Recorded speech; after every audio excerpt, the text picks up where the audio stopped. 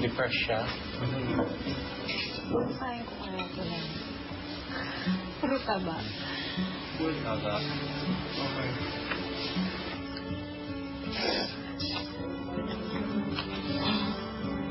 Ich spreche. Yeah. Oh. Wo?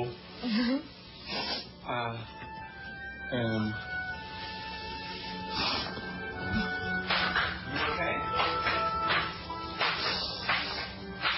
Oh, she's scared. No, because I feel bad. Because, I mean... Don't worry. Keep crying. No, I hate it. I don't... People don't want to see me cry. I mean, because I hate it. Because I feel like such a failure, but I'm trying my best. I'm really trying my best.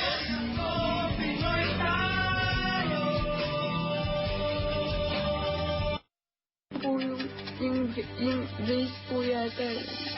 Habang naglilinis po ako. Sinadya mo ba? Hindi po. Kung hindi mo naman sinasadya, bakit ka umiiyak? Eh kasi po, feel ko po parang sobrang pinifeel ko po kayo saka yung family ko sa nangyayari. Pero, tinatry ko naman po nung kaya ko. Tapos ganun po yung nangyayari. Ikalawang araw pa lang ito. Opo. At marami ka pang maaring matutunan, maaari ka pang maraming gawin at i-contribute.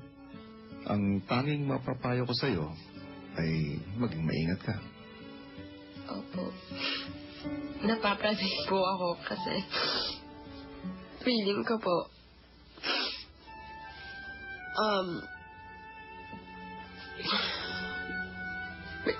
pinapagkaisahan po ako yung dalawang babae dahil ewan ko, na-hurt po ako yung sa comments nila pag pinapalabas nila na social. Hindi man po social, pero parang ganun po ako. Parang once na napunta na tayo dito, parang okay, hindi na tayo. Ano na yun? Pero siguro, God, put us here for a reason. We have to show. Ito parang yung beginning, actually.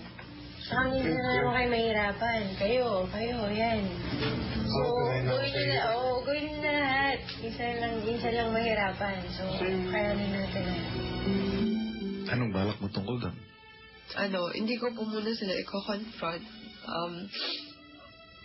Siguro pag they've crossed the line, doon talagang lalaban ako, syempre.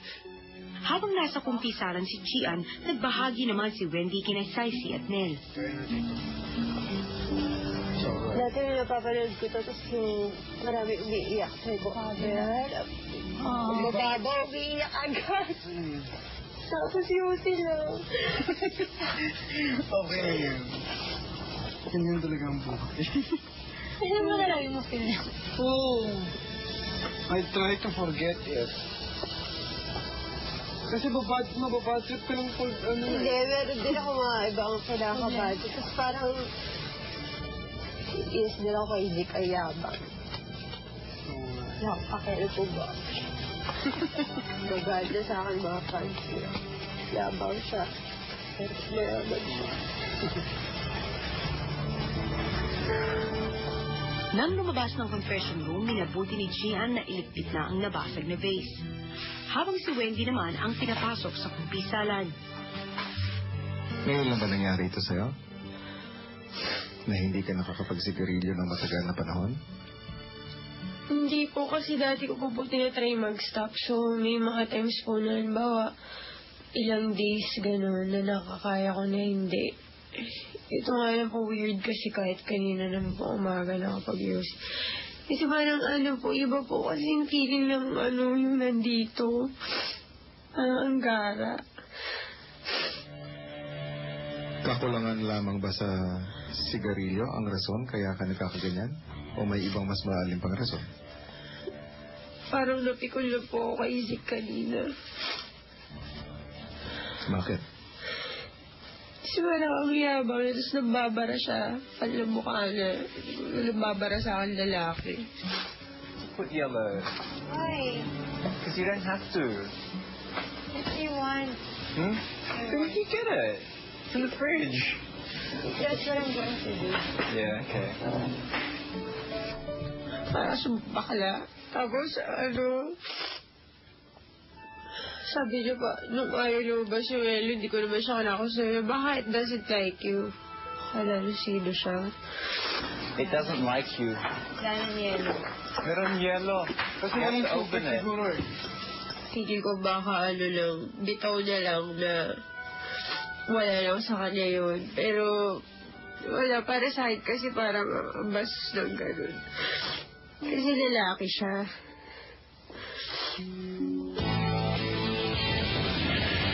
Matapos mangumpisal, minabuti na lang magpahinga ni Wendy.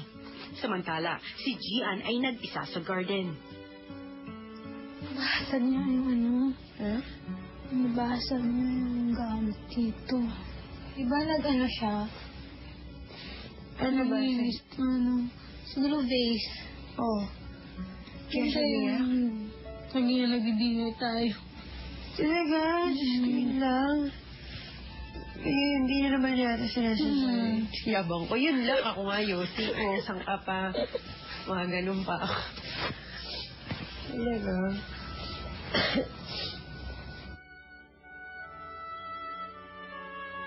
Babae yun parang, misterious.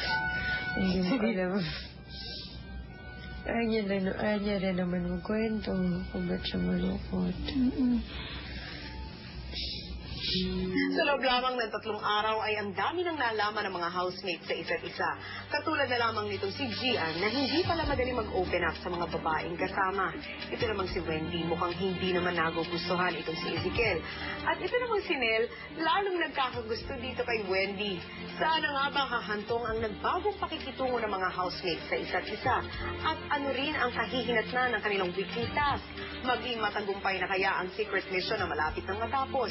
Itutuloy natin ang kwentuhan sa pagbubukas ng Dayport dito pa rin sa loob ng bahay ni Kuya. Bago pa man mag-wake up call, nag-swing na si Gian kasama ang pinakamamahal niyang si Pamela.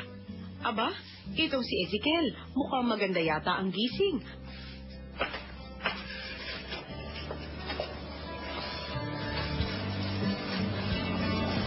Okay, Ka?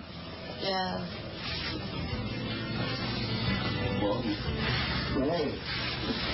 Did you have to leave anyone behind? Me? If you have a, halimbawa, significant other, palagi your iisipin. Yeah. Isip mo palagi sa kanya.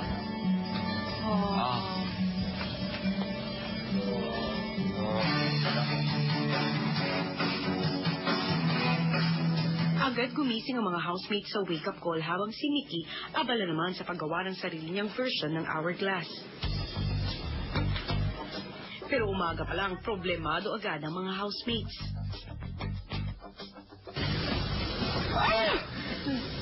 Bumigay siya. Lalaki yan. Lalaki pwede. Collapsing ka. Lalaki daw yun. Perfect castle. Pakita ka sinira mo naman. Matapos ang weekly task, balik sa bintana ang mga boys. Pero para yatang may gustong mang-ungos. Man.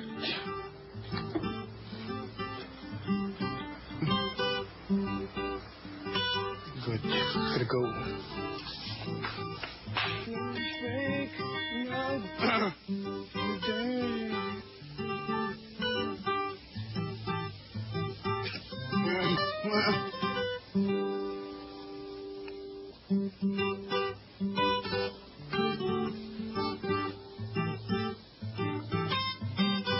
Uy, si Nel, nagpapakabusog. Takot kang hindi mag-lunch, no?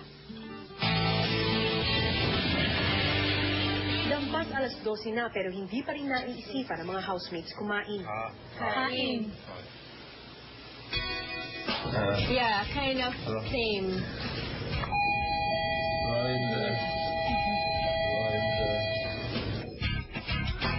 Tapos na ang oras ng tanghalian.